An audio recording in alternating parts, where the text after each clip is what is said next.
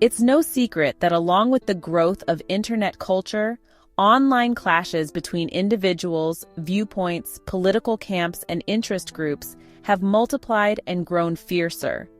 This is both sad and ironic, given that the original creators of our civilian internet dreamed of a world of free information that would boost communication, understanding, and help unite the planet.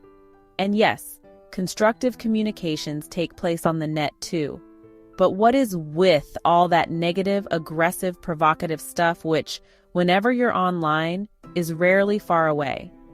Mainly, it all tracks back to how the dark side of human nature is so easily seduced by the power of anonymity, that ability to insult and accuse without actually facing the other person.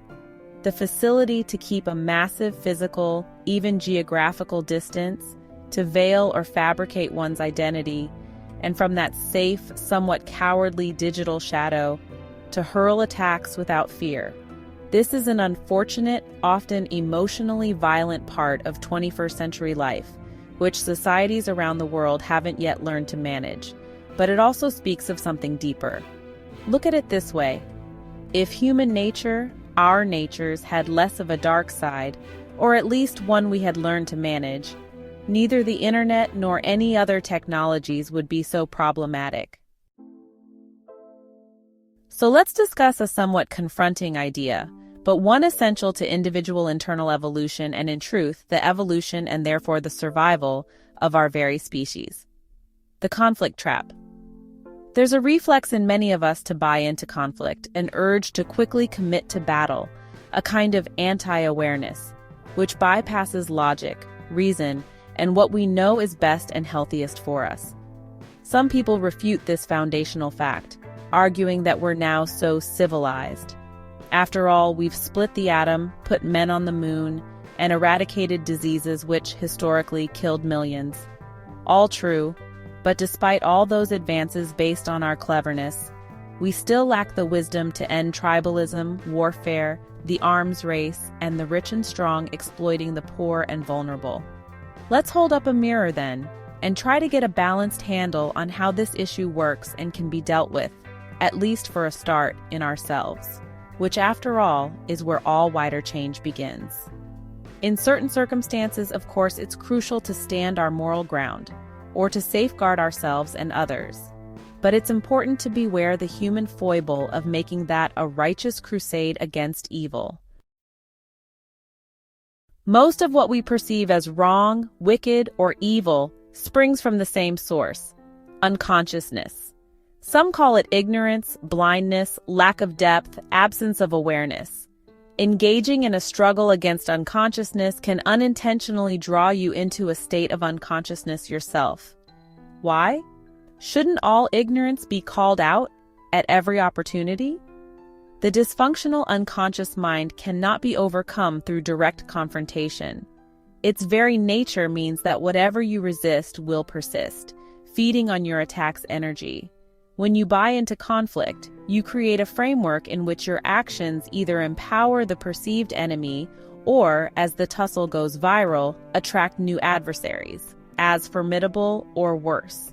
Your own level of consciousness is closely connected to the reality around you. And when you get swept into a conflict-oriented mindset, your perceptions become selective and distorted. This may lead to echo chamber reasoning, where you only consider what instantly aligns with your current beliefs, which in turn, as we see often in social media, leads to misinterpretations. It can also result in you devoting endless time, energy, and intense emotion to issues that won't matter to you in a year, and in fact, in just 50 years, will matter to nobody at all. So much online conflict is simply a reflection of the unconscious human mind, that often clever but overly busy and lacking in wisdom mechanism that just loves the rush of any argument. It's vital to recognize that unconscious mind for what it truly represents in our time: a collective dysfunction, the reflection of a society increasingly out of touch with both nature and its own soul. By understanding it in these terms, you can outwit unthinking engagement in ultimately fruitless conflicts, and stop blaming, accusing, complaining, and buying into so many dramatic wrongs. Most online brawling simply springs from the unconscious mind at work in others. Compassion arises when you realize that everyone grapples with this shared issue, albeit to varying extents. We can choose to no longer contribute to the drama that defines unconscious relationships, which thrives on reactivity. That little bring it on part of us all that is always up for a fight. You may not be conscious of this desire until something arises. Perhaps an accusation, a lack of recognition, even a financial disagreement, which provokes an instantaneous, furious reaction. When this happens, can you feel a certain energy surge within you, striving to become anger or hostility? Can you catch a mental autopilot booting up, ready to defend, justify, or lay blame? That is the precious window of opportunity, in which one can awaken from unconsciousness, just by acknowledging that yes, an involuntary part of you would rather be right than be at peace. Initially, it's always difficult to take on the role of an observer, especially when the unconscious mind is trying to go into survival mode, or past emotional patterns have just been triggered. But once we experience this awareness, we begin to weaken the unconscious mind's grip on us. A force greater than the unconscious mind then begins to manifest in our lives. Wisdom. Awareness helps us choose not to stoke the fire of most potential conflicts, and it's not weakness, passivity, or a frightened withdrawal from society. It's the opposite. Self-awareness, developed through persistent self-observation, is in fact that hidden strength of the higher mind that makes not only peace, but true curiosity, discovery, and creativity possible.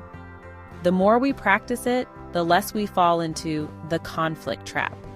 Instead, we discover fresh priorities and spend our precious time and life energy on more rewarding and meaningful challenges. Ever been lured into pointless conflict? How did you break free? Please share your insights in the comments and subscribe, and share to help spread awareness.